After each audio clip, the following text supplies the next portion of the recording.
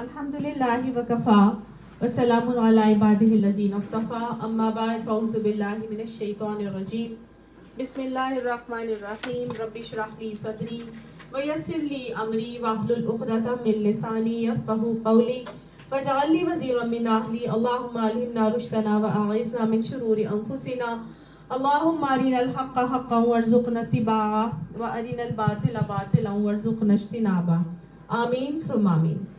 سورہ المائدہ آیت نمبر 58 تک ہم نے کر لیا تھا، آج آیت نمبر 59 سے کریں گے۔ اعوذ باللہ من الشیطان الرجیم قل یا اہل الکتاب هل تنقمون منا الا ان آمنا باللہ وما انزل الینا وما انزل من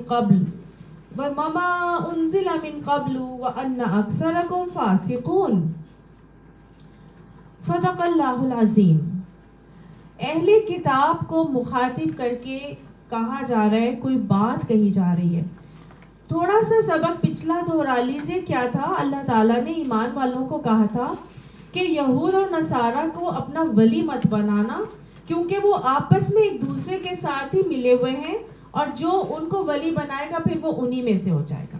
پھر ہم نے دیکھا تھا کہ دیکھیں جن لوگوں کے دلوں میں مرض تھا یا نفاق کی بیماری تھی، وہ یہود اور نصارہ کے ساتھ ولایت کا معاملہ کر رہے تھے، اور اس وجہ سے کر رہے تھے کیونکہ ان کو دنیاوی مفاد ملنا تھا، اور وہ کہتے تھے کہ اگر ہم ان کے ساتھ اپنے راو رسم نہیں رکھیں گے، گٹھ جوڑ نہیں رکھیں گے، تو یہ نہ ہو کہ ہم کسی مصیبت کے چکر میں پڑ جائیں۔ تو اللہ تعالیٰ نے کہا تھا ایسا نہیں ہوگا، جو آج کل تو سب اسی طرح سے ہے، لیکن اللہ تعالیٰ نے کہا تھا کہ ایسا نہیں ہے۔ بات یہ ہے کہ جو ان لوگوں کو دوستیاں کرے گا، ان کو دوست بنائے گا، تو اللہ کی نظر میں وہ دین سے مرتد ہو جائے گا۔ وہ دین سے مرتد ہو گیا ہے، وہ دین سے ہٹ گیا ہے۔ اگر وہ ان لوگوں کے ساتھ ان پہ توکل کر کے دنیاوی راہ و رسم، دنیاوی فائدے حاصل کرنے کے لیے ان کے ساتھ راہ و رسم بڑھانا چاہتا ہے، تو اللہ نے کہا تھا اللہ کو ایسے لوگوں کی کوئی ضرورت نہیں، اللہ لے جائے گا ان کو، اور ان کی جگہ کن کو لے کر آئے گا؟ ان کو لے کر آئے گا جو اللہ کو محبوب ہوں گے، جو اللہ کو محبوب رکھتے ہوں گے، پھر اللہ بھی ان کو اپنا محبوب بنا لے گا، اور وہ مومنوں پر نرم ہوں گے اور کفار کے لیے سخت ہوں گے۔ تو اللہ نے یہ بھی بتایا کہ وہ اللہ کی راہ میں جہاد کرنے والے ہوں گے، اور ساتھ ساتھ کسی ملامت کرنے والے کی ملامت سے نہیں ڈرتے ہوں گے۔ اللہ کو ایسے لوگوں کی ضرورت ہے، اللہ ہمیں بھی ایسا ہی بنا دے، اور توکل اللہ پر توکل سکھا کے، اور تمام دنیاوی اسباب پہ توکل کو ہٹا کے بلکہ اپنا ہی محبت ہمارے دل میں بھر دے۔ تو اللہ تعالیٰ نے فرمایا تھا دیکھو ایمان والوں، تمہارے ولی اللہ اور اس کے رسول اور اس مومنوں کے ساتھ ہی ولایت ہونی چاہیے۔ تمہارے ولی وہی ہونے چاہیے۔ ولی کا مطلب یاد کر لیجیے، دہرا لیجیے دماغوں میں، دوستی، گہری دوستی، جو بیسٹ فرینڈشپ ہوتی ہے۔ مومنوں کو سکھایا گیا کہ مومن اپنی بیسٹ فرینڈشپ مومنوں سے کریں گے، اور اللہ اور اس کے رسول کے کریں گے، اور یہی وہ پھر جماعت بنے گی جس کو حزب اللہ کہا گیا، اور یہی جماعت غالب ہونے والی ہے۔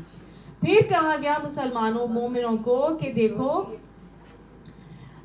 کسی کافروں کو بھی اپنا ولی نہ بنانا، کیونکہ یہ دین کو مذاق بناتے ہیں، دین کو جو ہے نا وہ مذاق میں اڑاتے ہیں، دین کی باتوں کو، اور کھیل تماشا بنا لیتے ہیں۔ ہم نے دیکھا تھا کہ جب ندا لگائی جاتی تھی اذان کے لیے، اذان پکاری گئی، تو پھر کیسے انہوں نے کھیل تماشا بنایا، اور اللہ کے نبی نے کیسے اس بچے کو جو ہے وہ اذان کی ریپیٹیشن سے اذان کی طرف مائل کر کے اور پھر اسلام کی طرف راغب کیا۔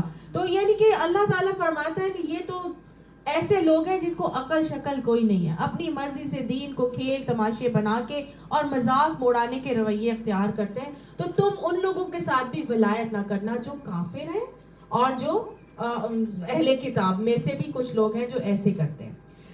اب کہا جا رہا ہے کہ دیکھو اہل کتاب کے کچھ لوگ تو ایسے تھے کہ جن لوگوں نے یہ سارے رویے اختیار کیے، کفار نے بھی اختیار کیے۔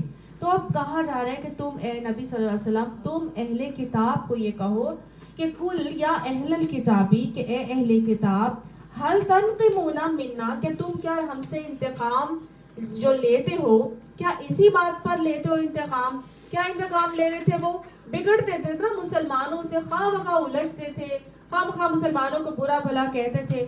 تو کیا تم ہم پہ جو بگڑتے ہو، ہم سے انتقام لیتے ہو، اسی بات پر لیتے ہو نا، سوائے اس کے اور کچھ نہیں ہے کہ الا ان آمنا باللہ، کہ ہم اللہ پر ایمان لے آئے. یعنی مسلمان، نبی صلی اللہ علیہ وسلم کو کہا جا رہا ہے یا مومنوں کو کہ آپ اہل کتاب سے کہیے گے تو تم لوگ ہم سے صرف اسی بات پر تو الجھتے ہو نا اور بگڑتے ہو نا کہ ہم اللہ پر ایمان لیں اور وما انزل الینا، اور جو ہمارے اوپر نازل کیا گیا، اور وما انزل من قبل، اور جو ہم سے پہلے نازل کیا گیا تھا، ہم ان چیزوں کو مانتے ہیں. وَأَنَّ أَكْثَرَكُمْ فَاسِقُونَ، تمہارے اپنے حالوں کا تو حال دیکھو، اپنے پورے آباء و اجداد کا تو حال دیکھو. ان کا تو حال یہ تھا کہ وہ مذاق بھی اڑاتے تھے، استہزاء بھی کرتے تھے اور کھیل تماشے میں بھی لگا دیتے تھے. وہ تو قوم لا یعقلون تھی. ان کا تو اللہ فرما رہا ہے وَأَنَّ أَكْثَرَكُمْ فَاسِقُونَ، اکثریت تو تم میں سے فاسق ہے. تم اپنی باتوں کو مانتے نہیں، ہم سے تم اس بات پہ لڑتے ہو اور جھگڑتے ہو کہ ہم ان باتوں کو مان لیا جو ہمارے اوپر آئی، جو پہلے آئی تھی، ہم اللہ نے جو ان پر نازل کیا، ہم اللہ کو مان کے، اللہ کی مان کے، اللہ کے رسولوں کو مان کے، ان کی مان کے ہم باتیں مان کے چل رہے. تم اس بات پہ ہم پہ بگڑ رہے ہو. تم نے خود تو وہ کام کیا نہیں جو کرنا چاہیے تھا، اب ہم نے کر لیا تو تم ہم سے لڑتے ہو.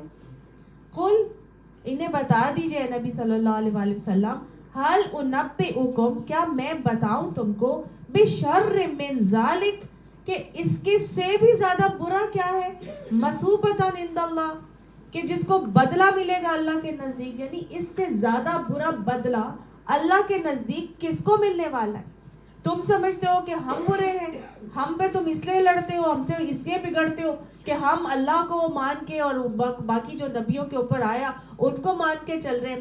تو گویا بتایا جا رہا ہے کہ اہل کتاب کو کہہ دو، تم ہم اپنے آپ کو تو دیکھو، تم خود کیا تھے، ہمیں تم مانتے نہیں ہو، ہماری باتوں کو تم لے کے نہیں چلتے ہو، تمہارا اپنا حال تو اس سے زیادہ برا تھا.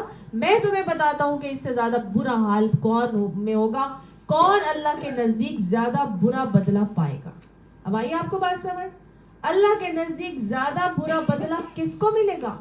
آگے اللہ فرما رہے من لعنہ اللہ، اس کو ملے گا جس پہ اللہ نے لعنت کر دی، وغضب علیہ، اور اس کے اوپر اللہ کا غضب بھی ہوا، وجعل منہم القردۃ، اور ان کو بندر بنا دیا گیا، ان میں سے کچھ لوگوں کو بندر بنا دیا گیا، والخنازیر، اور کچھ لوگوں کو خنزیر بنا دیا گیا، وعبد الطاغوت، اور کچھ لوگوں کو طاغوت کی بندگی پر لگا دیا گیا.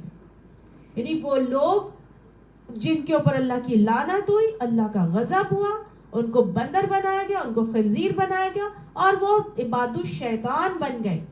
اولئک شر مکانا، یہ وہ لوگ ہیں کہ جن کا بہت برا مکان ہوگا، بہت بری جگہ ملے گی. شرن، بہت بری جگہ، مکان یعنی کون سی جگہ ملے گی، ٹھکانہ کون سا ہوگا، برا ٹھکانہ، جہنم.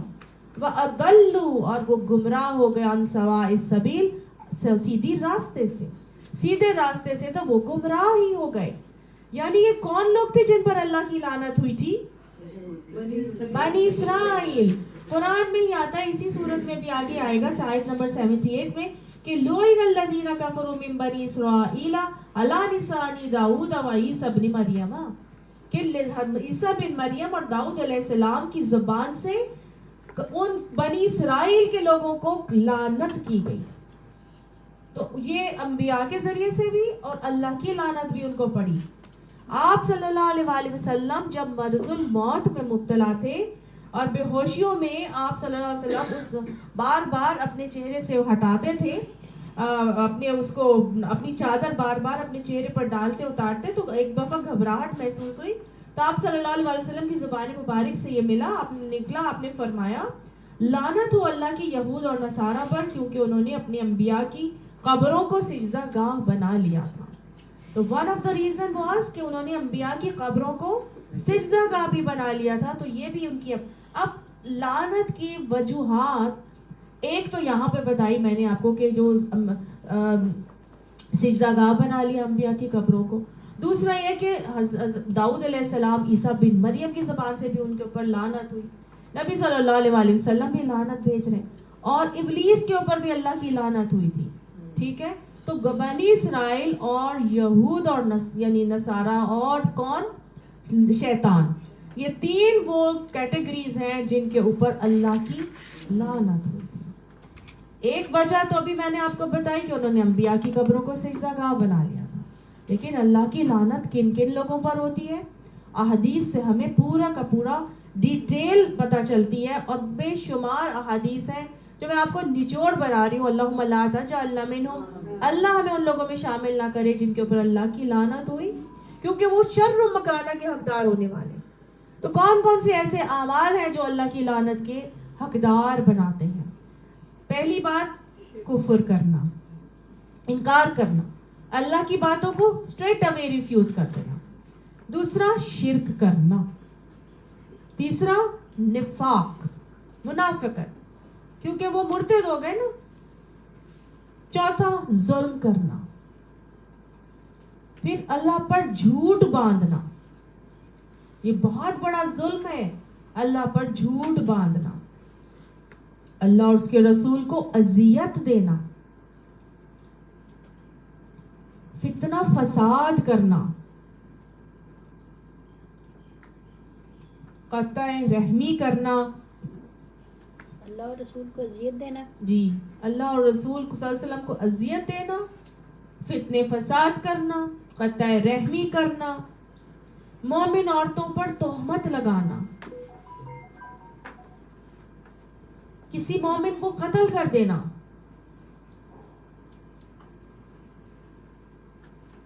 سود کا لین دین کرنے والے پر اللہ کی لعنت ہو, رشوت لینے والے اور دینے والے پر اللہ کی لعنت ہو, صحابہ کرام کو برا بھلا کہنے والے پر, چوری کرنے والے پر. حدیث میں آتا ہے کہ اللہ چور پر لعنت کرے. وہ انڈا چوراتا ہے تو اس کا ہاتھ کٹتا ہے, وہ رسی چوراتا ہے تو اس کا ہاتھ کٹتا ہے. اللہ کی لعنت ہے چوری کرنے والے پر, صحابہ کرام کو کیا بتایا؟ برا بھلا کہنے والے پر. جو اپنے بھائی کی طرف اسلحے سے اشارہ کرے, یعنی بھائی کی طرف اسلحہ تاننے والا, اس کے اوپر بھی لعنت ہے اللہ کی. جو اللہ کی حدود کے نفاذ میں آڑے آئے, اللہ کی حدود کو نافذ کرنا ہے, اس کے نفاذ میں آڑے آنا, رکاوٹیں ڈالنا. اور وہ عورت جو بغیر کسی وجہ کے اپنے شوہر کے بلانے پر اس کے پاس نہ جائے,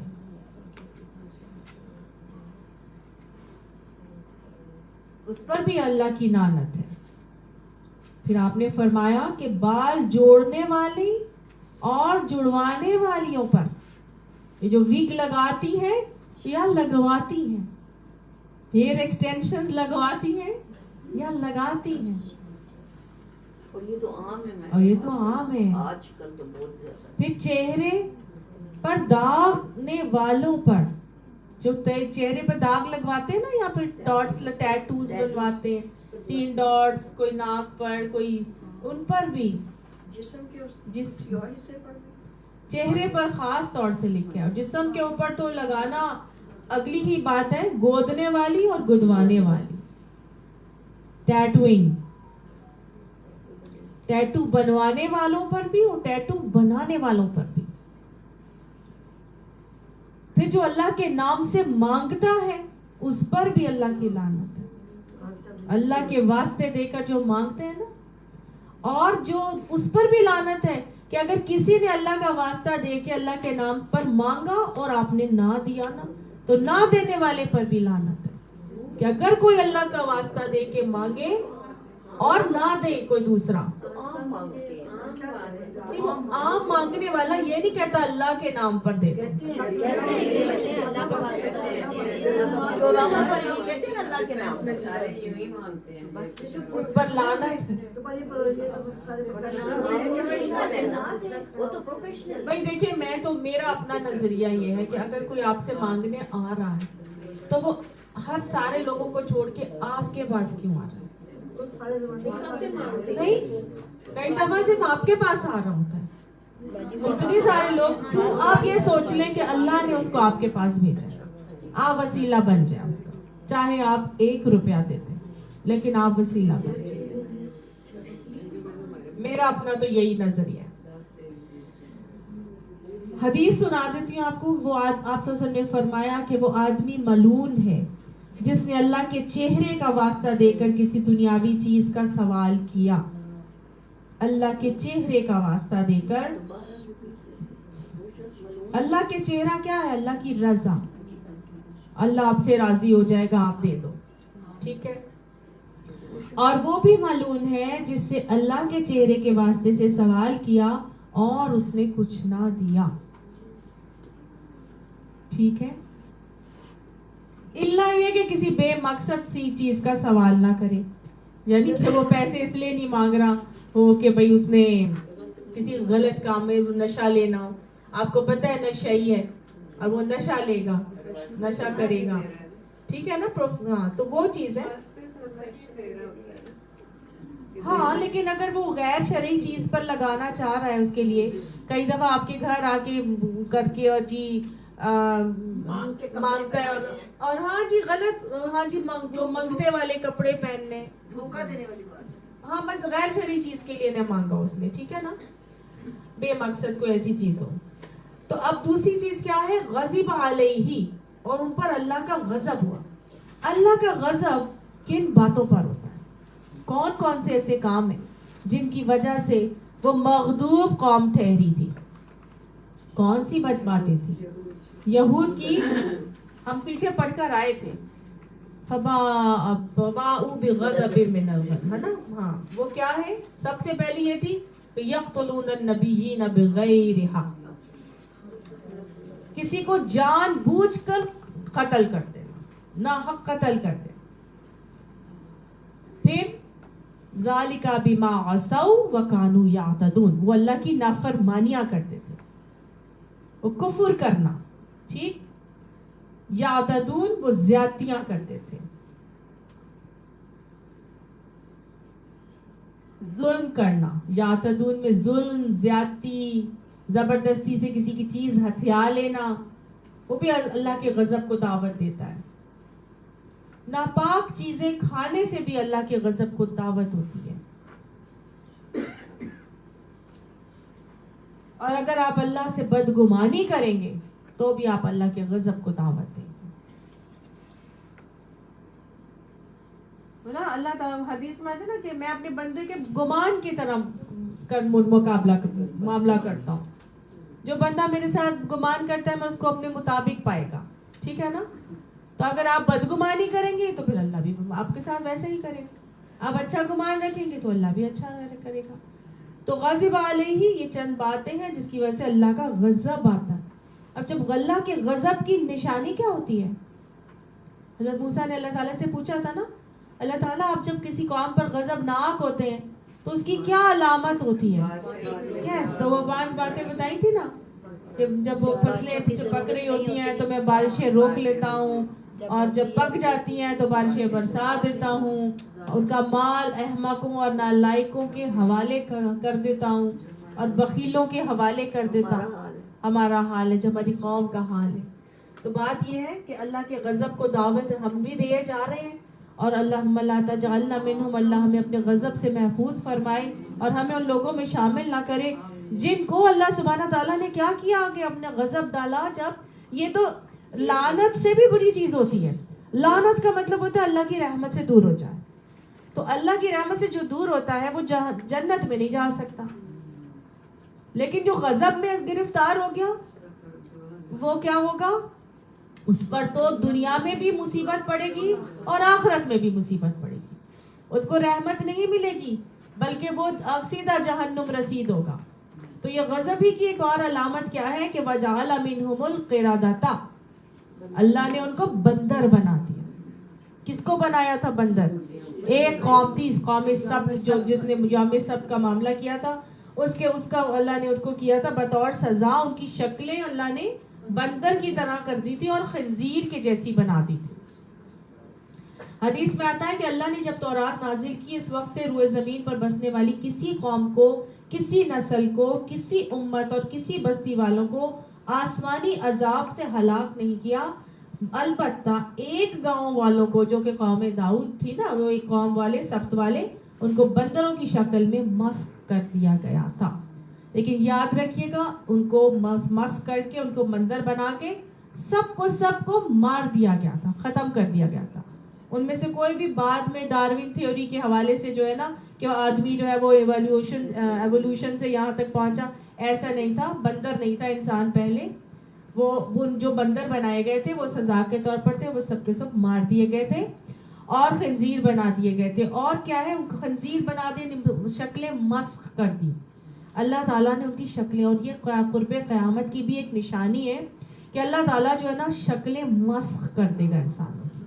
آپ نے دیکھا ہوگا لوگ پیئرسنگ کراتے ہیں, کوئی کیٹ بن رہا ہے تو کوئی پگ بنا رہے اپنے آپ کو, کوئی ٹائیگر بنا, یہ شکلیں مسخ کر رہے ہیں. وہ یہ کیا ہے, یہ قرب قیامت کی ایک نشانی کے طور پر بھی ہے. آپ صلی اللہ علیہ وسلم نے اس کے حوالے سے بھی بتایا تھا نا کہ اس امت کے آخر میں زمین میں دھسا دینا اور چہروں کا مسخ ہو جانا اور آسمانوں کی پتھروں کی بارش ہونا آسمانوں سے, یہ واقعہ ہوگا. تو کسی نے پوچھا رسول اللہ صلی اللہ علیہ وسلم, کیا نیک لوگوں کی موجودگی کے باوجود لوگ ہلاک ہو جائیں گے؟ تو آپ نے فرمایا کہ ہاں, جب اس کو فضور بہت زیادہ ظاہر ہو جائے گا تو پھر شکلیں بگڑ جائیں گی. اللہم لا تجعلنا منہم. اور اللہ فرماتا ہے, اور اللہ بدت طاغوت, اللہ نے طاغوت کا بندہ بنا دیا, شیطان کے بندے بنا دیا. شیطان کے بندے کیسے بنتے ہیں؟ شیطان کی پوجا کرتے ہیں, شیطان کی پوجا کر رہے ہوتے ہیں. کہاں آج کل شیطان کی پوجا کر رہے کوئی؟ پہلے زمانے میں ہوتی تھی. یہ جو بت پرستی ہے, یہ سب شیطان کے بندے بننا ہی تو ہے. ان بتوں میں کون آتا ہے؟ شیطان. میں نے آپ کو کتنے واقعے سنائے ہے نا. وہ درخت کی پوجا کرتے تھے, وہ درخت کو کاٹا, اس کو وہ کر دیا تو اس میں سے ایک جننی نکلی اور وہ چلی گئی. یاد آیا آپ کو؟ خالد بن ولید گئے تھے وہ اس کو کاٹنے کے لیے. جی. تو وہ یہ جو بتوں کی پرستش کی جاتی ہے تو وہ بیسیکلی شیطان کی پرستش کی جا رہی ہوتی ہے. تو یہ جو ایلومیناٹیز کا جو گروپ ہے وہ کیا کر رہا ہے, وہ بھی تو باقاعدہ طور پہ شیطان کی پوری حیت اور ساخت بنا کے اس کو سجدے کرتے ہیں, اس کو پوجتے ہیں. پورا کا پورا شیطان کا بت انہوں نے بنایا ہوتا ہے اور اپنے اپنے گھروں پر بھی انہوں نے لگائے ہوئے ہوتے ہیں, جو بہت زیادہ اس کو کرتے ہیں. تو خیر بہرحال جی ہاں, انہی کی تنظیم ہے نا, انہی کی تنظیمیں ہیں یہ ساری. تو وہ شیطان عبادت شیطان بنا دیے گئے. اللہ نے بتایا کہ میرے سب سے زیادہ, دیکھیں آپ پہ دوبارہ یہ میں نے آپ کو ڈیٹیل ایکسپلین کیا ہے, آپ قرآن کی آیت کو دیکھیے کہ کیا بتا رہے ہیں اللہ سبحانہ تعالیٰ, کہ پھر کہو کہ کیا میں ان لوگوں کی نشاندہی کروں جن کا انجام خدا کے ہاں فاسقوں کے انجام سے بھی زیادہ بدتر ہے. کون تھے وہ جن پر اللہ نے لعنت کی, جن پر اس کا غضب ٹوٹا, جن میں سے بندر اور خنزیر بنائے گئے, جنہوں نے طاغوت کی بندگی کی. ان کا درجہ اولئک شر مکانا, ان کا درجہ اور بھی زیادہ برا ہے اور وہ سواء السبیل سے زیادہ بھٹکے ہوئے ہیں.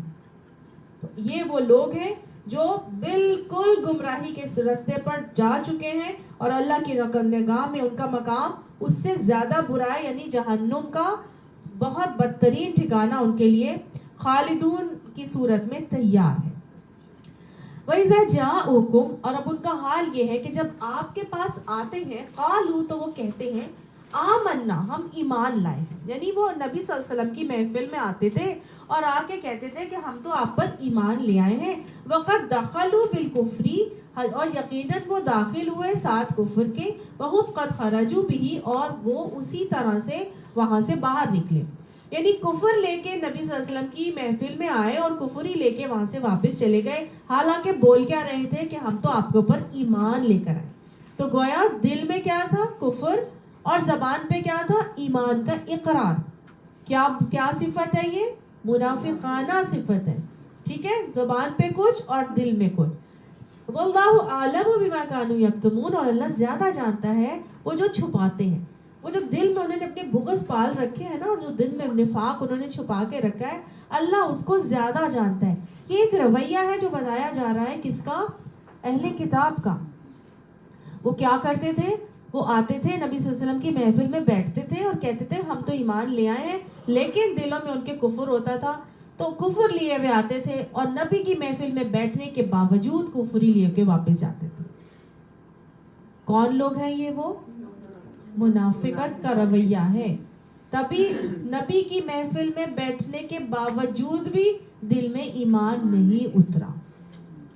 کتنی بری بات, خصلت ہے یہ, نفاق کی علامت اگر آ رہی ہے. اور اپنا اپنا جائزہ لے, محاسبہ کریں, ٹٹولیں کہ کہیں ہمارا بھی ایسا تو نہیں کہ قرآن کلاس میں آنے کے باوجود جس طرح آتے ہیں اسی طرح واپس چلے جاتے ہیں, اسی کیفیت سے آتے ہیں اور اسی کیفیت سے چلے جاتے ہیں. 10 سال سے قرآن کلاسز سے جڑے ہوئے ہیں, لیکن اسی کیفیت میں پہلے بھی تھے اور آج بھی اسی کیفیت میں, وہی کیفیت کفر کی لے کے آ رہے ہوتے ہیں اور وہی کیفیت لے کے جا رہے ہوتے ہیں. اپنا اپنا محاسبہ کرنے کی ضرورت ہے کہ نہیں؟ کیونکہ یہ رویہ تو ان کا تھا جو نبی کے محفل میں آنے کے باوجود بھی ایمان ان کے دلوں میں نہیں آ رہا. تو کوئی نہ کوئی وجوہات تو ہوں گی نا اس کی. کیا وجوہات ہوں گی؟ اپنے آپ کو ٹٹولنا ہے, دیکھنا ہے کہ میں بھی تو ایسی نہیں ہوں, وہ باتیں میرے اندر بھی تو نہیں ہے کہ میرے اندر بھی اتنے سالوں سے کوئی فرق نہیں آ رہا. میں بھی قرآن کلاس میں آتی تو ہوں, لیکن جیسے آتی ہوں ویسے ہی چلی جاتی ہوں. پورا ہفتہ میرے اندر کوئی چینج ہی نہیں آتا. میں اگر تو چینج آتا ہے, ایک چینج بھی آتا ہے تو الحمدللہ, اور اگر بالکل چینج نہیں آ رہا, وہی ہٹ درمی ویسی ہی چل رہی ہے, وہی جس طرح پہلے تھے آج بھی اسی روش پر برقرار ہے, تو لمحہ فکریہ ہے, سوچنے کی ضرورت ہے. سب پہلی بات تو یہ ہے کہ نفاق کی علامت ہمارے اندر پائی جا رہی ہے. زبان پہ کچھ ہے, دل میں کچھ ہے. ایمان انسان کو عمل میں تبھی ڈھالتا ہے جب انسان کی اپنی نیت اخلاص کے ساتھ ہوتی ہے. نیت خالص ہوگی کہ میں نے اپنی اصلاح کرنی ہے, میں نے اپنے آپ کو سدھارنا ہے, میں نے اپنے آپ کو بدلنا ہے, میں نے اپنا علم حاصل کرنا ہے, اور وہ علم حاصل کرنے کے بعد اس کو عمل میں لانا ہے. جب وہ خالص نیت کے ساتھ آئیں گے تو ظاہر ہے کہ بدلاؤ آئے گا. پھر ایسا ہو ہی نہیں سکتا کہ ہم اللہ کی طرف ایک قدم بڑھائیں اور اللہ تعالیٰ 10 نہ بڑھائے. ہم چل کر آ جائیں اور وہ ہمیں دوڑ کے نہ بھاؤں میں سمیٹے. ایسا کبھی ہو سکتا ہے؟ نہیں ہو سکتا نا. تو اللہ تو اپنے ہمارے گمان سے بڑھ کر ہمارے ساتھ معاملہ کرے گا. ہاں اگر نہیں ہو رہا تو پھر ہمارے اندر کمزوری ہے, ہمارے اندر کمی ہے. ان کے اندر کیا کمی تھی وہ اللہ نے یہاں پر بتا دی ہے. اپنا اپنا محاسبہ کریں گے تو پھر ہم نے بھی اس کمی کو اپنے اندر سے نکالنا ہے. اللہ تعالیٰ فرماتے ہیں تَرَى كَثِيرًا مِّنْهُمْ, اور تم دیکھتے ہو کہ اکثر ان میں سے کیسے ہیں, يُسَارِعُونَ فِي الْإِثْمِ, ان کا تو حال یہ ہے کہ وہ تو گناہوں کے لیے تیزی مچاتے, گناہوں کے لیے جلدی کرتے, بھاگ بھاگ کے دوڑ دوڑ کے گناہ کے کاموں میں جاتے. وہ بازاروں میں گھومنا ہے, وہ شو بازی کے معاملات میں جانا ہے, کوئی کمیٹی پارٹیوں میں جانا ہے, کوئی جہاں پہ رکھ رکھاؤ بہت زیادہ دکھاوا ہونا ہے وہاں پہ جانا ہے, یا یہ کہ جہاں پہ اللہ کی آیات کے خلاف کفر بکے جا رہے ہیں, مہندیوں کی محفلیں ہو گئیں, ڈانس پارٹیز ہو گئیں, یا ایسے مخلوط محفلیں ہو گئیں جہاں پر قوالی نائٹس ہو گئیں, وہاں بھاگ بھاگ کے جاتے ہیں.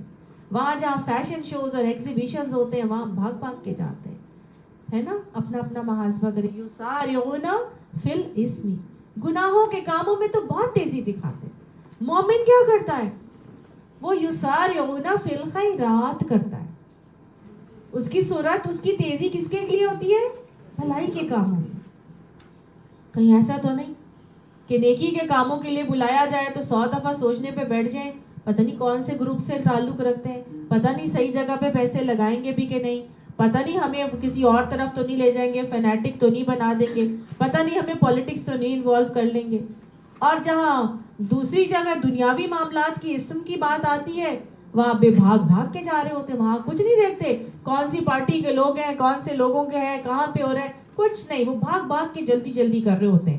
تو ہماری اصل کام جو ہے وہ بیسیکلی یسارعون فی الاسم کے زیادہ بھاگ بھاگ کے کر رہے ہوتے ہیں, اور فاستبقوا الخیرات کا حکم چھوڑ کے یسارعون فی الخیرات میں کمی دکھا رہے ہوتے ہیں. تو وہ لوگ جو یسارعون فی الاسم, गुनाहों के कामों में तेजी दिखा रहे होते हैं, जिनका उठना बैठना सोना जागना सिर्फ और सिर्फ दुनिया के लिए चल रहा होता है। उनको आखिरत बनाने की कोई फिक्र नहीं होती है, और उसमें चाहे सही हो चाहे गलत हो, चाहे ऊपर से आए चाहे नीचे से आए, चाहे लूट मार के आए चाहे सूद से आए चाहे रिश्वत से आए, माल आना चाहिए बस किसी तरह भी, बस लगे हुए युसारिऊना फिल इस्म के कामों में लगे हुए, वल उद्वान और ज्यादतियों में भी लगे हुए, दूसरे का हक मार के खुद से खुद छीन लेना, मेरे पास आ जाए, जुल्म और ज्यादती के मामलात कर रहे हैं, व अक्लहुमुस्सुख्त, और क्या कर रहे हैं, रिश्वत का माल खाते। ये 3 काम थे यहूद के। कौन से थे? गुनाहों के कामों में खूब तेजी दिखाते हैं, दूसरा दूसरे पर जुल्म और ज्यादती करते हैं, और तीसरा ये कि वो रिश्वत के माल नाजायज तरीके से खाते थे। अगर अपने अंदर चेंज नहीं आ रहा, कुरान क्लासेस से कई सालों से जुड़े रहने के बावजूद भी, तो मुहासबा करके देख लीजिए, अपने अपने अंदर टटोलिए कि कहीं मेरी सारे दिन की दौड़ धूप गुनाहों के कामों में तो नहीं होती कि नेकी के कामों में ज्यादा टाइम लगता है।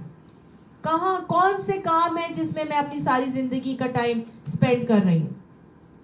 कुरान में आता है ना सूरह कहफ में, कुल उनब्बिउकुम बिल अक्सरीन आमाला, क्या मैं बताऊं तुम्हें, हल उनब्बिउकुम बिल अक्सरीन आमाला, मैं तुम्हें बताऊं कि क़यामत में खसारे में रहने वाले लोग कौन होंगे, जो इतने इतने आमाल करके आएंगे लेकिन वो खसारे में चले जाएंगे।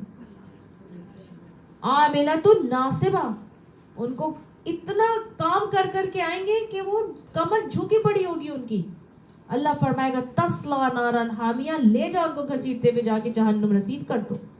दुनिया में तो काम कर रहे थे ना, काम कैसे कर रहे थे?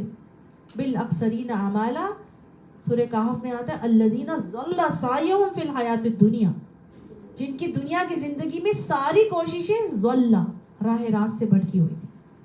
हम यहसबूना अन्नहुम युहसिनूना सनआ, और वो ये गुमान करते थे कि वो जो कर रहे हैं बिल्कुल ठीक कर रहे हैं। अल्लाह फरमाता उलाइका लहुम हबितत आमालुहुम, उनके सारे अमाल ज़ाया हो जाएंगे। फला नुकीमु लहुम यौमल क़ियामति वज़ना, उस दिन अल्लाह उनकी किसी अमल को कोई वजन नहीं देगा।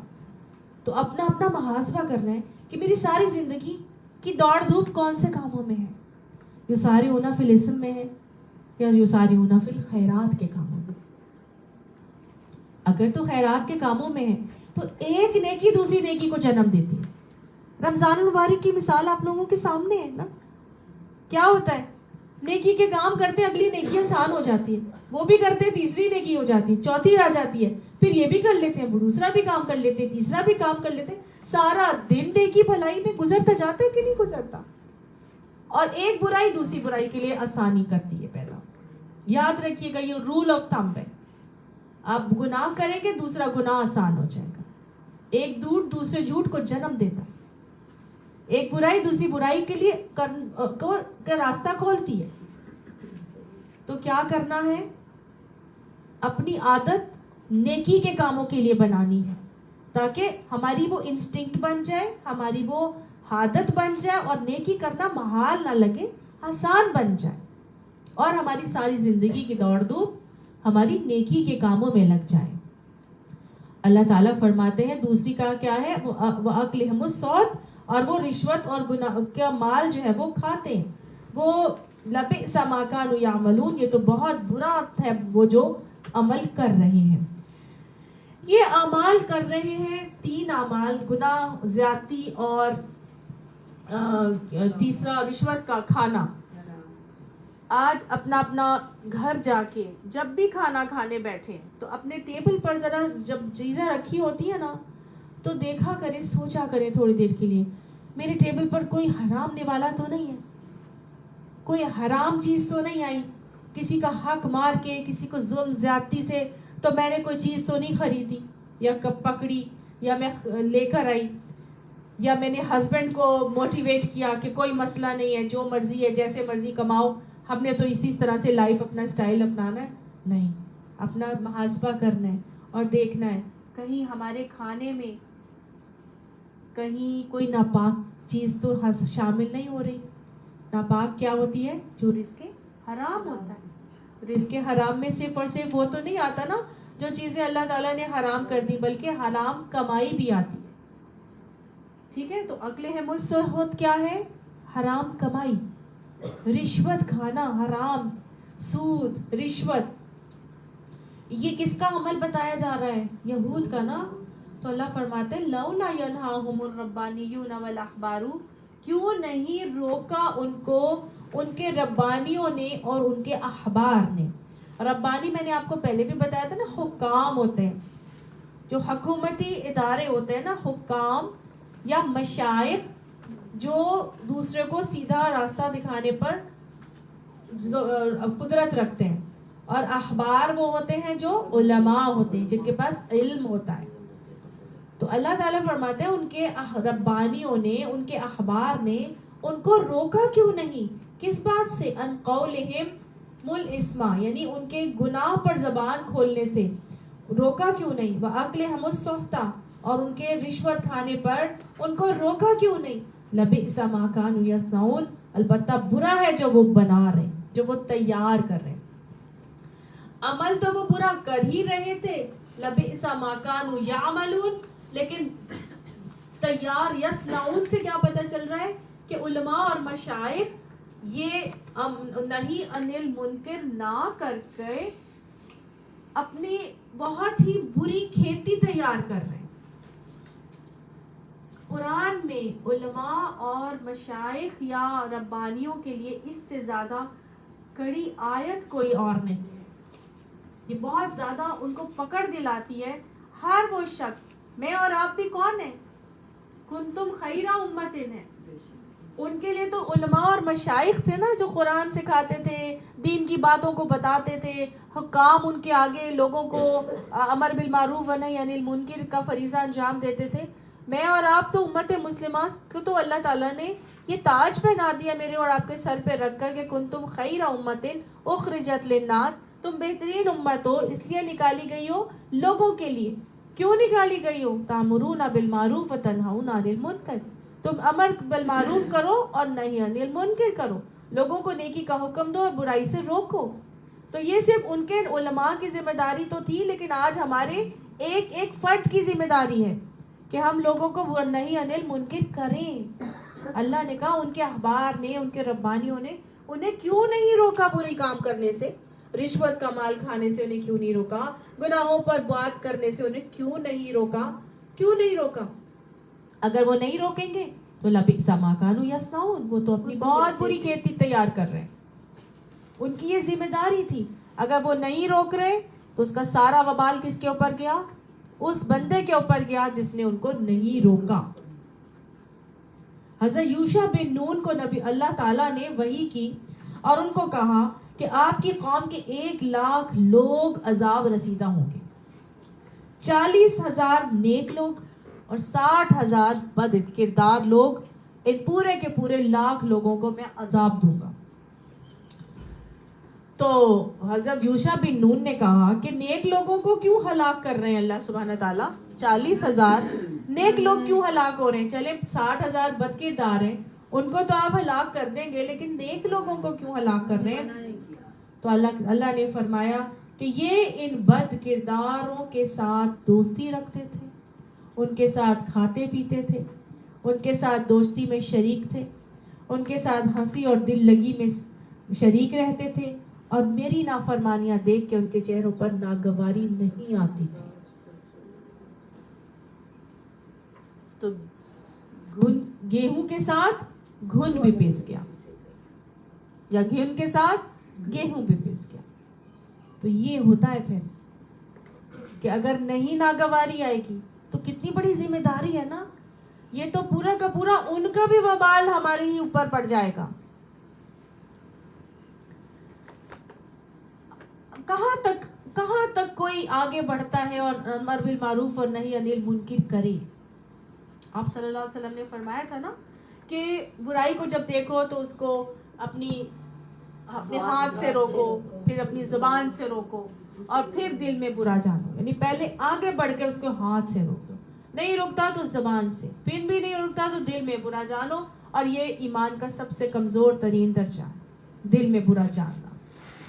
تو آپ اس کے نا طریقے ہیں، اس کا کوئی ایک لیول ہے اور ایک طریقہ ہے، اور اس کے لیے کیا انداز ہے وہ آپ یہ سمجھ لیجئے اس کو، کہ امر بالمعروف اس جگہ پر کرنا لازم ہے جہاں آپ کی اتھارٹی چلتی ہے، جہاں آپ کو پتا ہے کہ آپ کی بات مانی جائے گی، وہاں پہ امر بالمعروف و نہی عن المنکر کرنا لازمی ہے۔ اگر نہیں کریں گے تو یہ وعید ہے۔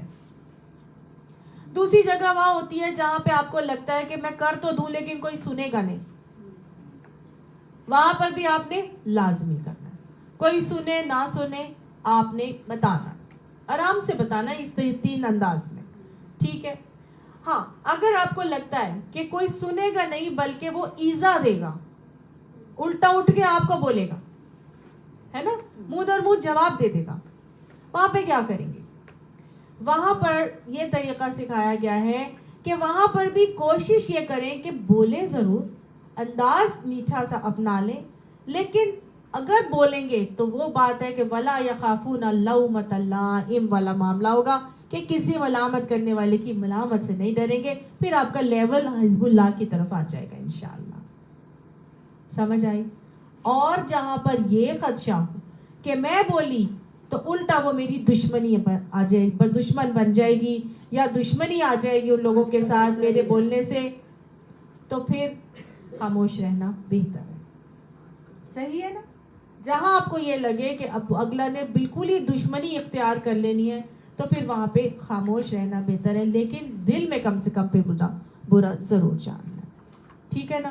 تو یہ طریقہ ہے امر بالمعروف و نہی عن المنکر کرنے کے حوالے سے جو یہاں پہ ہمیں سکھایا گیا ہے۔ تو اللہ تعالیٰ نے اب کیا ہمیں یہاں پہ بتایا کہ کیوں نہیں روکا انہوں نے ان کو کرنے سے، یہ والی بات، یہ سارے کام کرنے سے ان کو روکا کیوں نہیں؟ ایک چیز جو میں آپ کو بتانا چاہ رہی تھی وہ ایک اور یہ تھی کہ یہ تو امر بالمعروف و نہی عن المنکر کی حکمت میں نے آپ کو یہاں پر بتائی ہے نا، میرے ذہن سے نکل گیا، میں کون سی بات ابھی آتی ہے دماغ میں تو میں آپ کو پھر سے بتا دوں گی۔ بہرحال وقالت الیہود ید اللہ مغلولہ، اور یہود نے کہا کہ اللہ کا ہاتھ کیا ہے؟ مغلولہ ہے۔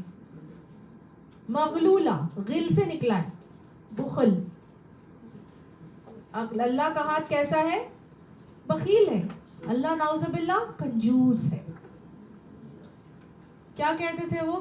اللہ کو کنجوس بناتے تھے یہود۔ کیوں کنجوس بناتے تھے؟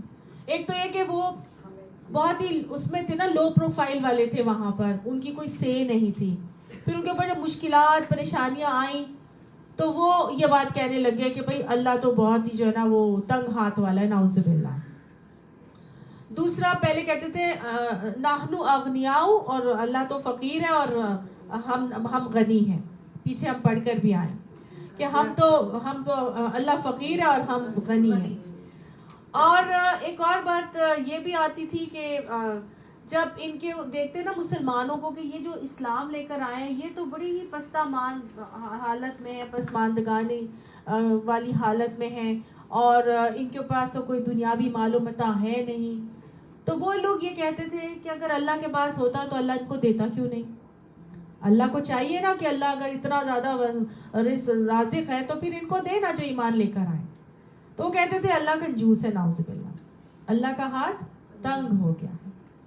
ایک اور بھی بات اس حوالے سے مفسرین کہتے ہیں کہ وہ کہتے تھے کہ اللہ کا ہاتھ ہمیں عذاب دینے کے حوالے سے تنگ ہے، یعنی یہود کو اللہ تعالیٰ عذاب نہیں دے گا۔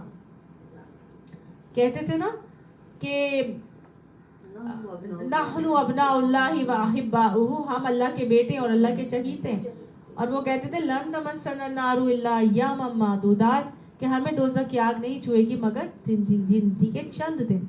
تو وہ کہتے تھے کہ اللہ کا ہاتھ ہمیں عذاب دینے کے حوالے سے تنگ ہے، اللہ ہمیں عذاب نہیں دے گا، اور وہ جو مسلمان ہیں ان کو جو دے رہا ہے، تو پھر اللہ وہاں پہ دوسری بات مفسرین کہتے ہیں کہ وہ کیا کہتے تھے کہ اللہ نعوذ باللہ کنجوس ہے۔ تو اللہ تعالیٰ فرماتے ہیں غلت ایدیہم، باندھ دیے گئے ان کے ہاتھ، اللہ نے ان کو باندھ دیا. اور کنجوسی اللہ تعالیٰ نے یہود کے اندر کوٹ کوٹ کے بھر کے رکھ دیا. یہود قوم بے حد کنجوس ہے. سمجھ آ گئی؟ تو یہاں ایک اور ان کی ذہنی عکاسی ہو رہی ہے, ان کی پتہ چل رہی ہے فکر کہ وہ کیسے تھے. ہرس, طمع, لالچ تھا ان کے اندر کہ بھئی ہمیں کیوں نہیں ملتا, ہمیں ملنا چاہیے نا. اگر ہم اتنے زیادہ ہیں تو اللہ ہمیں سب کچھ عطا فرما دے, اللہ ہمیں ہر چیز دے دے. تو گویا ان کی ذہنی عکاسی بھی ہو رہی ہے کہ وہ مال کے حریص ہیں. وہ سمجھتے تھے کہ جو ہم چاہیں ہمیں مل جانا چاہیے. تو اللہ نے گویا یہ بات بتا دی کہ تمہاری خواہشات کی بنا پر تمہیں کچھ نہیں ملے گا. اللہ کی مرضی, اللہ تعالیٰ کی مرضی ہے نا, اللہ تعالیٰ جس کو دے. تو اللہ نے فرمایا غلت ایدیہم, باندھ دیے گئے ان کے ہاتھ, وَلُعِنُوا بِمَا قَالُوا, اور ان کے اوپر لعنت بھیج دی گئی وہ جو بات انہوں نے کہی تھی. اللہ کی مرضی, اللہ جس کو دے. بل یداہ مبسوطتان, اللہ کے ہاتھ تو بڑے کشادہ ہیں. اللہ نے کہا کہ میرے ہاتھ کیسے ہیں, بڑے کشادہ ہیں. میری مرضی ينفق کیف یشاء, وہ خرچ کرتا ہے جیسے وہ چاہتا ہے. جس کو چاہتا ہے دیتا ہے, جس کو چاہتا ہے نہیں دیتا, جس کو چاہتا ہے ابھی دیتا ہے, جس کو چاہے گا بعد میں دے گا, جس کو چاہے گا ساری عمر دیے ہی رکھے گا, جس کو چاہے گا کبھی بھی نہیں دیے رکھے گا. یہ اللہ کی دین ہے.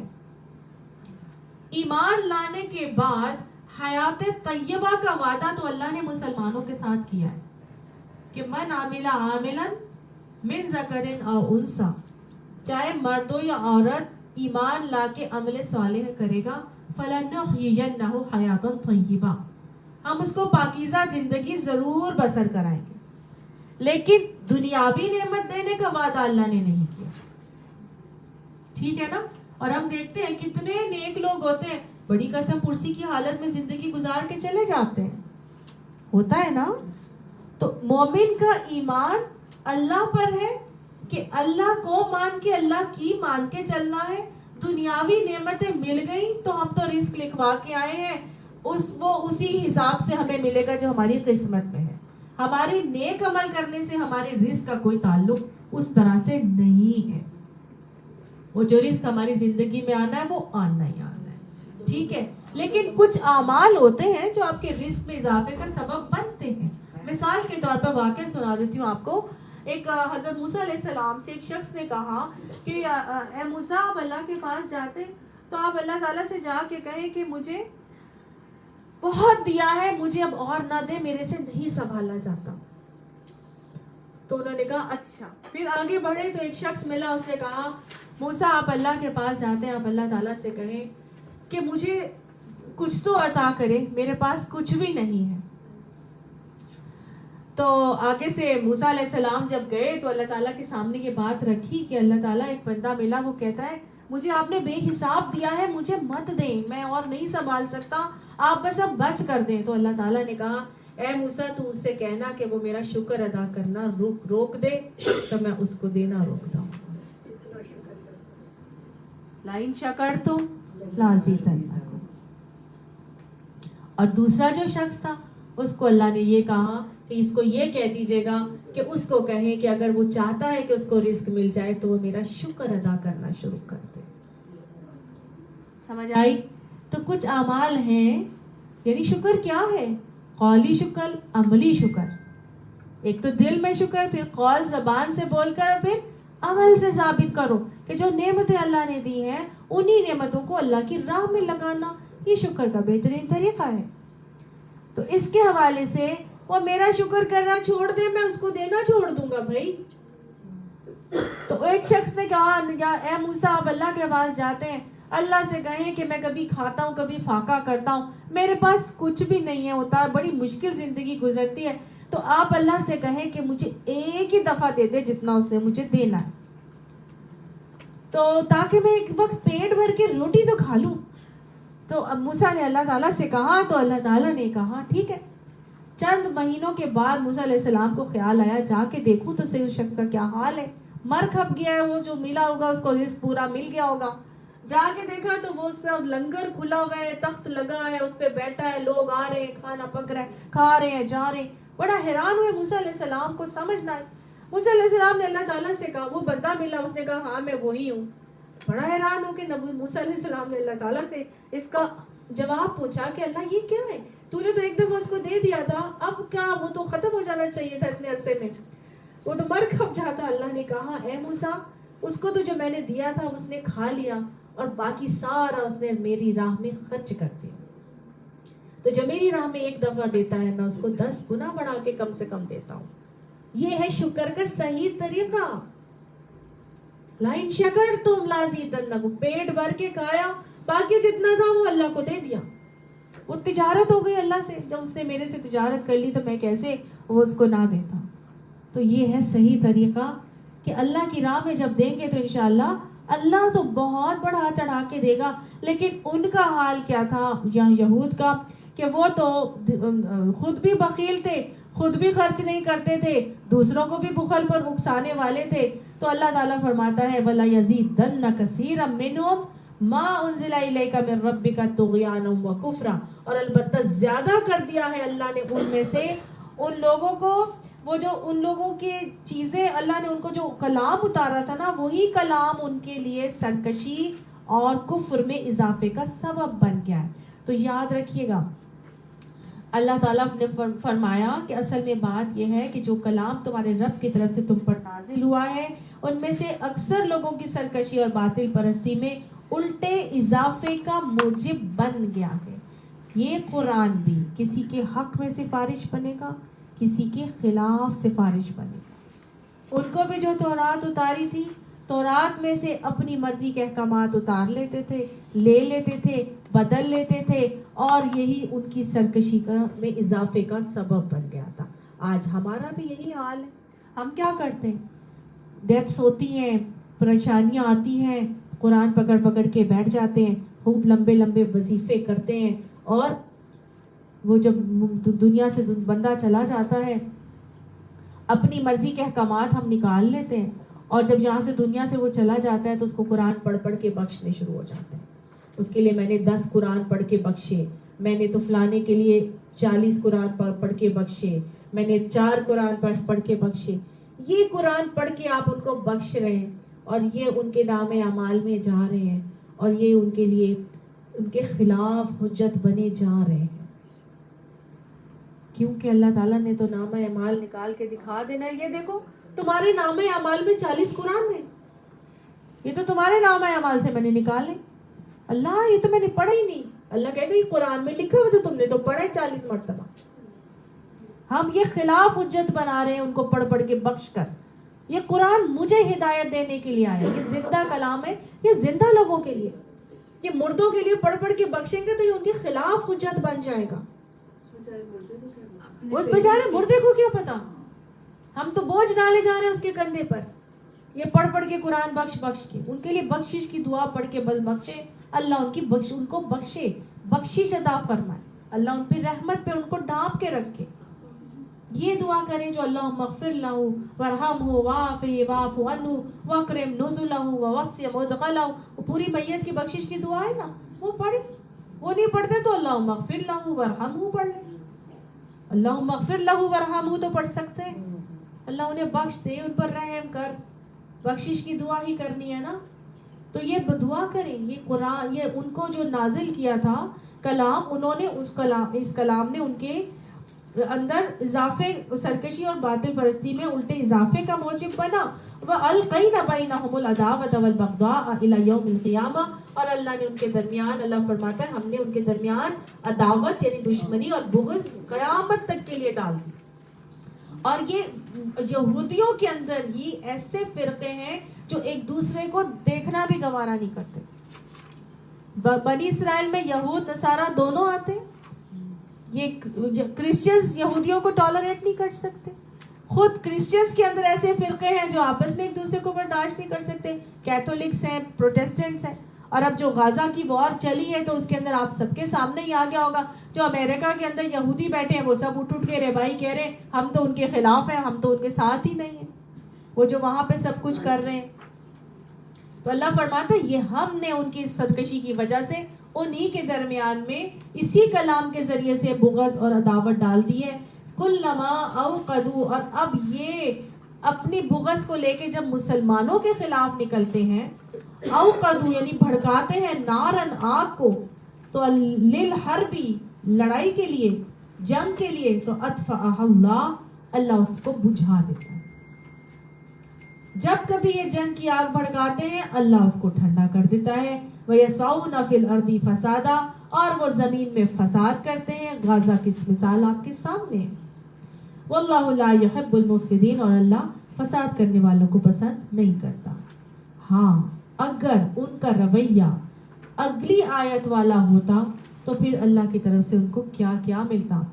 وَلَوْ أَنَّ، اور اگر یہ کہ اہل الکتاب، اہل کتاب، آمنو ایمان لے آتے، واتقوا اور تقوی کی روش اختیار کر کے چلتے، یعنی ایمان لانے کے بعد خالصتاً اللہ کا تقوی اختیار کر کے اللہ کے خوف کو اپنے اندر رکھ کے چل رہے ہوتے، اپنی زندگی اللہ کو مان کے، اللہ کی مان کے چل رہے ہوتے، تو پھر اللہ کیا کرتا؟ لَكَفَّرْنَا عَنْهُمْ سَيِّئَاتِهِمْ، البتہ ہم ضرور دور کرتے تھے ان سے ان کی برائیاں. وَأَدْخَلْنَاهُمْ جَنَّاتِ النَّعِيمِ، اور ہم ان کو ضرور داخل کرتے جنت نعیم کے اندر، نعمتوں والی باغات میں ہم انہیں ضرور داخل کرتے. یہ وعدہ اللہ نے اہل کتاب سے کیا کہ کیا اگر وہ ایمان لانے کے بعد تقوی کی روش اختیار کرتے تو اللہ ان کی برائیاں بھی ان سے دور کر دیتا اور ان کو جنت میں نعمتوں والی جنت میں بھی داخل کرتا. اگر ان کے ساتھ ہے تو میرے اور آپ کے ساتھ نہیں. صاف صاف مطلب کیا ہے کہ ہمیں ایمان لا کے اللہ کو مان کے، اللہ کی مان کے چلنا ہے. تو ساری جو برائیاں ہمارے اندر بھی موجود ہیں، بحیثیت قوم امت مسلمہ کے اندر جو برائیاں ہیں، اللہ سبحانہ تعالیٰ کس صورت میں نکالے گا؟ ایمان لانے کے بعد تقوی کی روش اختیار کر کے چلنا. اگر ہم چاہتے ہیں کہ ہمارے سارے مسائل کا حل ہو جائے تو آگے اللہ نے اور بات ہمیں بتا دی کہ وَلَوْ أَنَّهُمْ، ایمان کے بعد تقوی کرنے کے بعد وہ کیا کرتے؟ اقاموا التوراۃ والانجیل، تورات اور انجیل کو قائم کرتے، تورات اور انجیل کا نفاذ کرتے، شریعت کا نفاذ کرتے، جو ان کو شریعت عطا کی گئی تھی اگر اس کو نفاذ کرتے تھے، اس کو قائم کرتے تھے.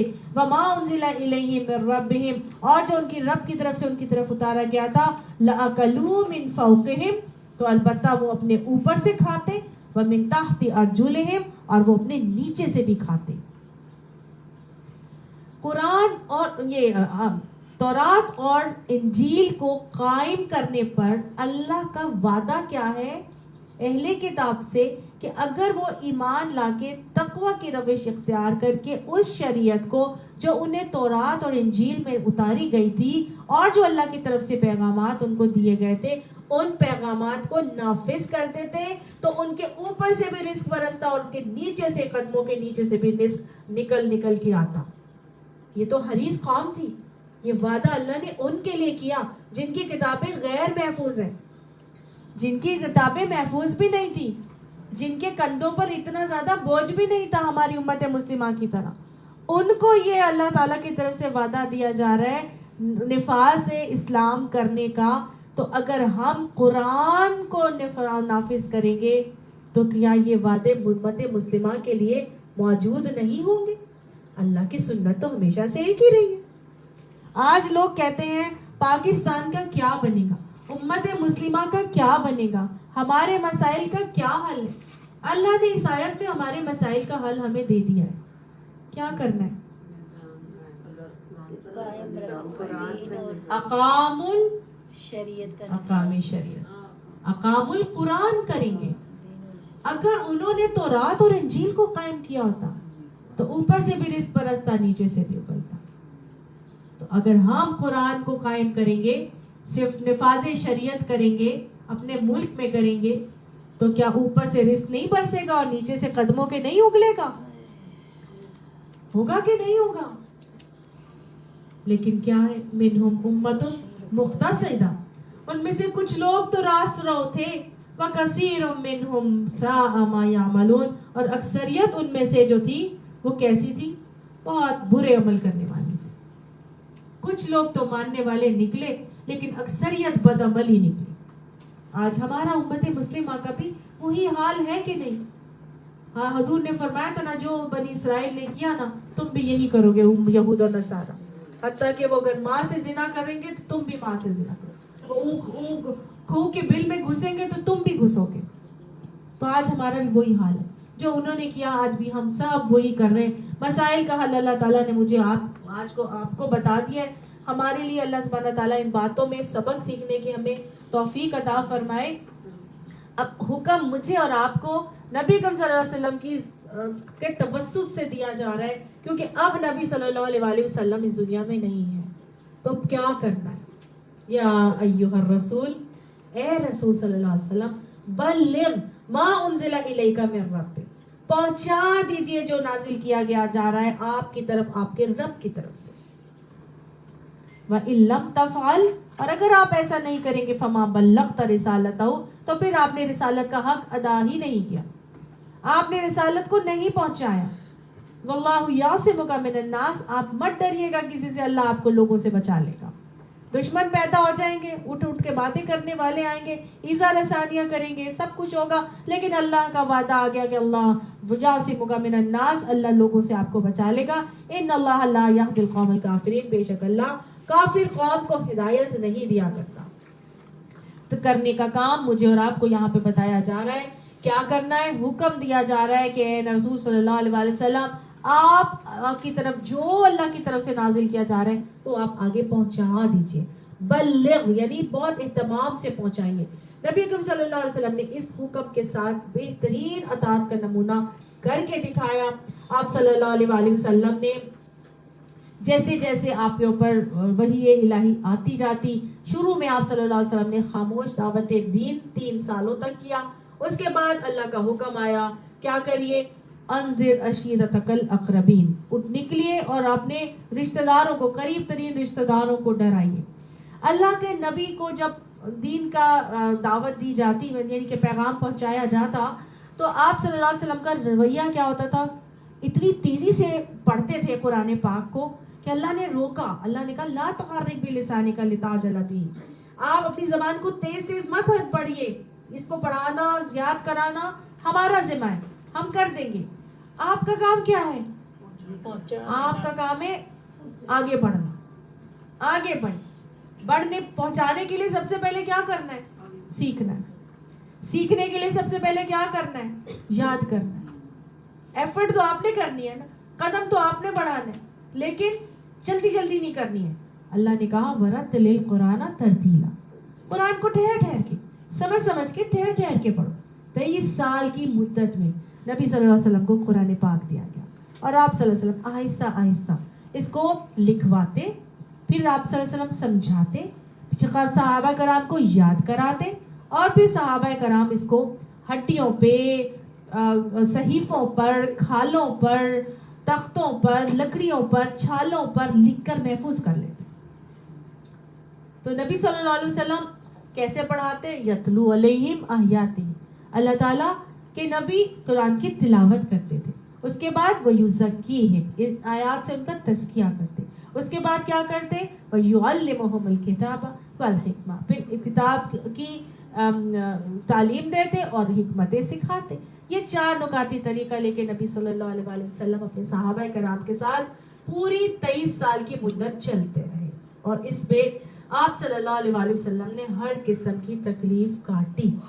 کیا طریقہ تھا آپ صلی اللہ علیہ وسلم کا تبلیغ کرنے کا، سمجھانے کا؟ روز آپ صلی اللہ علیہ وسلم پورا دن دعوت دے کے تبلیغ کرنا، ادھر درس ادھر درس، ادھر ہلکے ادھر ہلکے، نہیں، یہ طریقہ نہیں تھا نبی صلی اللہ علیہ وسلم کا، اور نہ ہی آپ صلی اللہ علیہ وسلم نے اس کو پسند کیا۔ کیا طریقہ تھا آپ صلی اللہ علیہ وسلم؟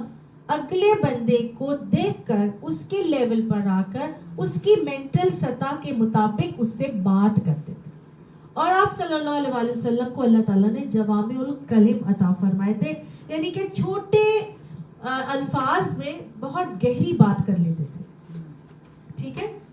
جیسے کہ الدین النصیحہ، دین خیر خواہی کا نام ہے، ٹھیک ہے؟ تو دو الفاظ میں آپ صلی اللہ علیہ وسلم نے بڑی بڑی گہری باتیں، سمندر کو کوزے میں بند کر دینے والے معاملات تھے آپ صلی اللہ علیہ وسلم کے، ایک بات کہتے تھے اور وہ پوری کی پوری بھاری ہوتی تھی۔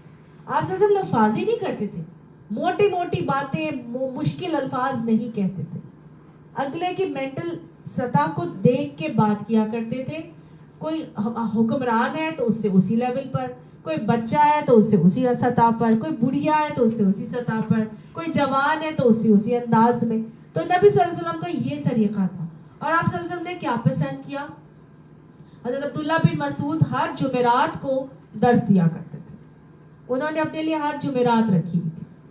اور آپ صلی اللہ علیہ وسلم نے پسند کیا کہ مسلمان لوگ جو ہیں وہ ایک دفعہ میں ہفتے میں جمع ہو جائیں. اور وہ کب جمع ہوتے ہیں؟ جمعے کے دن. اور اسی طرح آپ صلی اللہ علیہ وسلم کی تاکید ہے کہ محلے کے اندر وہ خاتون جس کو زیادہ قرآن آتا ہے وہ بیٹھ کے ساری عورتوں کو جمع کر لے اور قرآن کو پڑھو اور سیکھو اس سے. تو ہفتے میں ایک دفعہ کافی ہے, اسی کو لے کے امپلیمنٹ کرو اپنی لائف کے اندر. آپ صلی اللہ علیہ وسلم ایک بات کو 3 دفعہ دہراتے تھے تاکہ اچھی طرح سے ذہن نشین ہو جائے. تو یہ طریقہ تھا پیارے نبی صلی اللہ علیہ وسلم کا بات بتانے کا. اور پھر آپ صلی اللہ علیہ وسلم کے انداز تھے جس کی وجہ سے لوگ مائل ہو جاتے تھے, اور پھر قائل ہونا مشکل نہیں رہتا ہے. سمجھ آئے؟ جب کوئی مائل ہوتا ہے نا پھر وہ سننے آ جاتا ہے. آپ زبردستی کسی کو بٹھا کے پڑھائیں گے نا یا بتائیں گے تو کوئی نہیں سنے گا. آپ سے اگلا پہلے مائل ہو جائے, جب مائل ہو جائیں گے تو اگلا خود ہی قائل ہو جاتا ہے, پھر خود اپنی تکلیف لے کے آتا ہے, اپنی بات اپنا سوال لے کے آئے گا اور اس کو فوراً بات اثر کر جائے گی. اور بات وہی اثر کرتی ہے جو دل سے نکلتی ہے, اور وہی انہی کی اثر کرتی ہے جن کے عمل میں ہوتی ہے. اگر عمل میں نہیں ہوگی تو وہ اثر بھی نہیں کرے گی. تو پہلے آپ صلی اللہ علیہ وسلم کے عمل میں ہوتی تھی اور پھر ان کی زبان سے نکلتا تھا. مومن کے اندر لما تقولون ما لا تفعلون, تم وہ کیوں کہتے ہو جو تم کرتے نہیں ہو. قول اور فعل میں تضاد نہیں ہوتا, تو وہی بات منہ سے بولیں گے جو کہ کرنی ہے. تو پھر آپ صلی اللہ علیہ وآلہ وسلم کی پوری زندگی ہمارے سامنے. جیسے ہی حکم ملا کہ انذر عشیرتک الاقربین, تو آپ صلی اللہ علیہ وسلم نے اپنے سارے فیملی والوں کو کلیکٹ کر لیا. پھر وہاں پہ ابو جہل کا, ابو لہب کا معاملہ ہوا, وہ تھوکا اس نے اور پتھر مار کے وہاں سے چلا گیا. اور انہیں پہلے تو دعوت جب بنائی تھی آپ صلی اللہ علیہ وسلم نے اپنے گھر, تو سارے قریش کے والے لوگوں کو اٹھا کر لے گیا کہ نہیں ہمیں نہیں سننی کوئی بات. پھر آیا فَاسْدَعْ بِمَا تُؤْمَرْ, کہ وہاں کے پکارے کہو, جو میں تمہیں کہہ رہا ہوں ہاں کے پکارے زور سے اعلان کر کے سب کو کہو.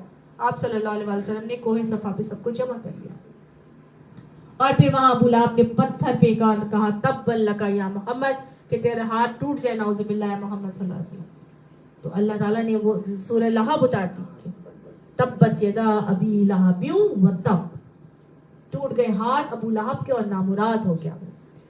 تو یہ وہاں واقعہ آپ صلی اللہ علیہ وسلم نے کیا, وَلَا يَخَافُونَ اللَّوْمَةَ لَائِمٍ, کسی ملامت کرنے والے کی ملامت سے نہیں ڈرے کہ لوگ کیا کہیں گے. جو کہا جا رہا ہے فَاسْدَعْ, جو کہا جا رہا ہے بَلِّغْ مَا أُنزِلَ إِلَيْكَ مِن رَبِّكَ, کہ جو ہے نا یہ سوار ہے آپ صلی اللہ علیہ وسلم کے ذہن میں مبارک میں کہ میں نے تو جو اللہ مجھے حکم دے رہے میں نے آگے پہنچانا ہے, میں نے پہنچانا ہی پہنچانا ہے.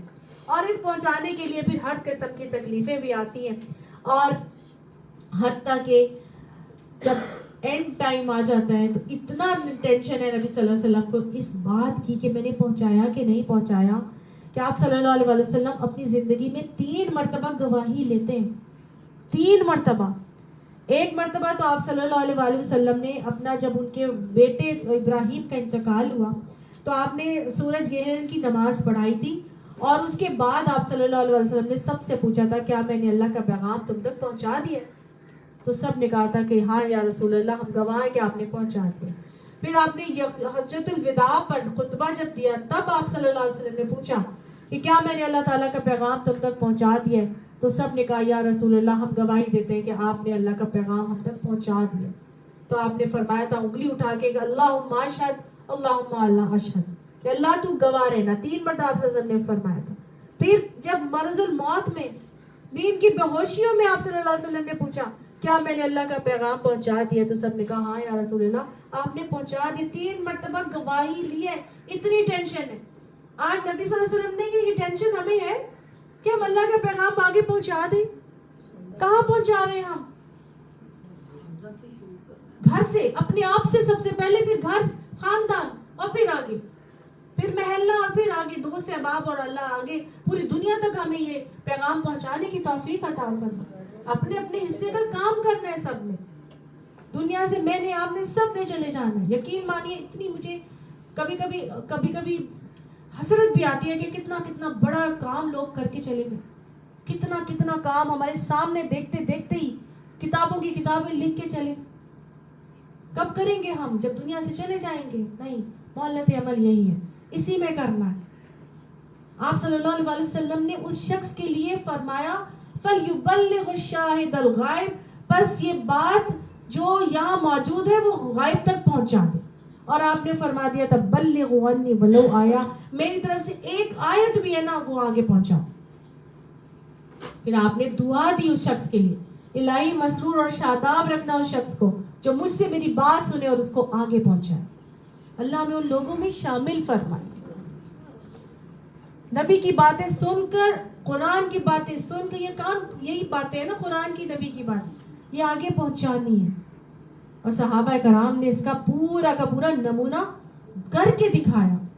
صحابہ کرام چاہتے تو جب عرب سے عجم تک پھیل گئی, عرب میں مدینہ سے مکہ اور پورے عرب میں دین اسلام پھیل گیا, تو بیٹھ جاتے کہ ہاں اب تو آیا ہے سب کچھ, اب بیٹھے اپنے بیوی بچوں کے ساتھ باقی زندگی سکون سے چین سے گزارے. نہیں, اب آپ کی زندگی کے اندر آپ صلی اللہ علیہ وسلم نے حضرت علی کو, حضرت معاذ کو یمن میں بھیج دیا سفیر بنا کے. پھر خطوط روانہ کیے مختلف, ایران میں مقوقس کو, پھر کہاں, پھر خسرو پر, کہاں پہ آپ صلی اللہ علیہ وسلم نے صحابہ کرام کو بھیجا. اور آپ صلی اللہ علیہ وسلم کے تو بات تو آپ سب کو معلوم ہوگا, صحابہ کرام اپنی جگہ پر نہیں بیٹھے رہے کہ مدینہ میں بیٹھ جاتے. سب کے سب ادھر اور ادھر بکھر گئے. اور انہوں نے کون سی جگہوں پر پھیلایا, ان کے اتنی جگہوں پہ مدفن نظر آتے ہیں. افریقہ کے جنگلوں میں ابو زما, تونس میں ابو لبابہ, یہ آپ صلی اللہ علیہ وسلم کے حجام تھے. پھر وہاں پہ عبد الرحمن بن عباس, یہ آپ صلی اللہ علیہ وسلم کے چچا زاد بھائی تھے تونس میں. معبد بن عباس بھی تونس میں. یورپ میں فرانس میں عبد الرحمن غونکی. ایشیا میں ایران میں اصفہان میں سمامہ. پھر دستور کے میدان سے برا بن مالک. نہادن میں نعمان بن مقرن اور عمر بن نعمان, ان کی قبریں موجود ہیں. یہ کہاں سے پتا چل رہا ہے کہ یہ یہاں پر پہنچے؟ کیونکہ یہاں ان کی ڈیتھ ہوئی, ان کی قبریں ان علاقوں میں موجود ہیں. شام میں عبد الرحمن بن سمرہ, جعفر بن ابی طالب, شرجیل, فضل بن عباس, یہ سب شام میں پہنچے. پھر اس کے علاوہ حمص میں خالد بن ولید, دمشق میں حضرت بلال, ابو دہدہ, اور کے پہاڑوں میں عبد الرحمن بن معاذ اور ان کے والد معاذ بن جبل. پھر اردن کے پہاڑوں میں زرار بن اسود, عبادہ بن سامت, ابو عبیدہ بن جراح. اردن کے پہاڑوں میں اکرمہ. پھر موتا میں زید بن حارثہ, عبداللہ بن رواحہ. الجزائر پہ سلمان فارسی, عقبہ بن نافع. سمرقند میں ربیعہ بن زیاد, کلثوم بن عباس. استنبول میں ابو ایوب انصاری. بحیرہ روم میں ابو طلحہ انصاری. بحیرہ روم میں, سمندر میں, کیونکہ انہوں نے کہا تھا کہ میری لاش کو سمندر میں ڈال دینا, اور وہ بحری جہاز میں تھے جب ان کی موت ہوئی, اور ان کی وصیت تھی کہ میری لاش کو سمندر میں ڈال دینا. تو ان کی لاش کو بحیرہ روم میں ابو طلحہ انصاری کو ڈال دیا گیا تھا. یا ابو طلحہ انصاری یاد کیے, جو انہوں نے اپنا باغ وقف کر دیا تھا, جو چڑیا جو ہے وہ بیٹھی ہوئی تھی.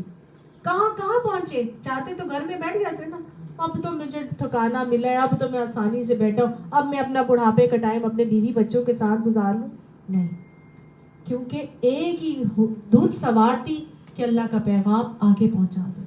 کیونکہ علماء انبیاء کے وارث اور نائب ہوتے ہیں, جن کو اللہ دین کے لیے چن لیتا ہے, قرآن کے پیغام پہنچا دیتا ہے. میں اور آپ اب انبیاء کے وارث بن چکے. اب یہ ذمہ داری میرے اور آپ کے کندھوں پر ہے, کیونکہ ہم خیرہ امت ہیں, ہمارے پاس علم بھی آ چکا ہے, ہم نے آگے لے کر جانا ہے اس کو. اللہ اس کی توفیق ہمیں عطا فرمائے.